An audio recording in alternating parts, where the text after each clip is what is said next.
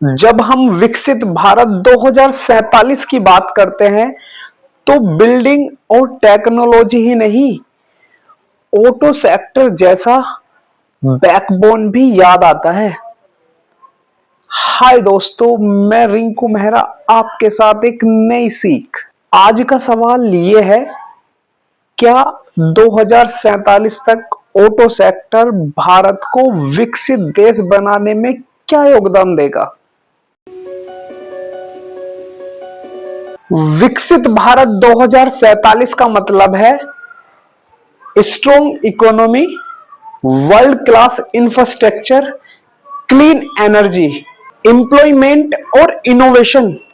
इन सब के बीच auto sector एक इंजन की तरह काम करेगा।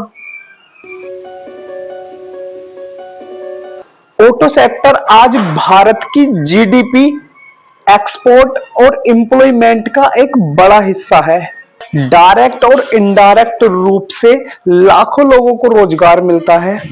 मैन्युफैक्चरिंग, सप्लायर्स, लॉजिस्टिक और सर्विस के जरिए 2047 तक ये सेक्टर भारत की इकोनॉमी स्ट्रेंथ को मल्टीपल टाइम बढ़ा सकता है।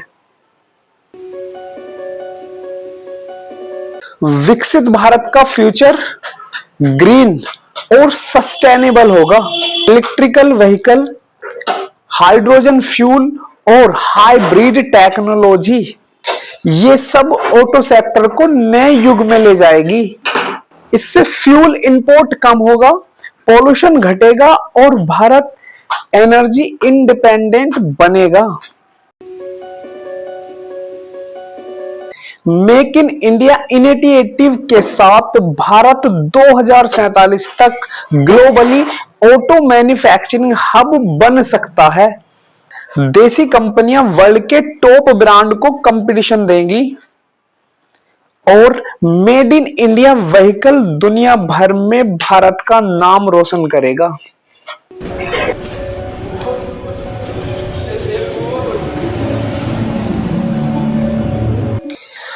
ऑटो सेक्टर सिर्फ गाड़ी बनाने तक सीमित नहीं रहेगा।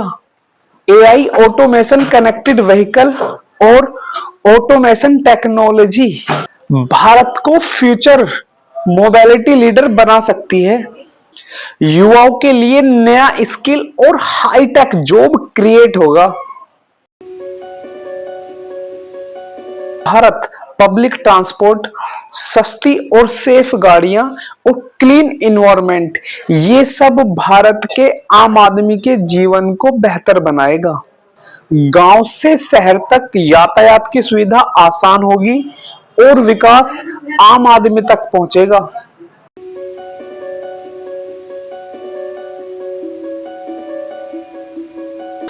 ऑटो सेक्टर सिर्फ एक इंडस्ट्री नहीं, बल्कि विकसित भारत 2047 की रफ्तार है। अगर सही पॉलिसी, इनोवेशन और विजन साथ आए तो 2047 तक भारत दुनिया के सबसे विकसित देशों में शामिल हो सकता है। आपका क्या विचार है ऑटो सेक्टर के फ्यूचर पर? कमेंट्स में बताइए और ऐसे ही इंफॉर्मेटिव वीडियो के लिए हमारे चैनल को सब्सक्राइब कीजिए। Thank you.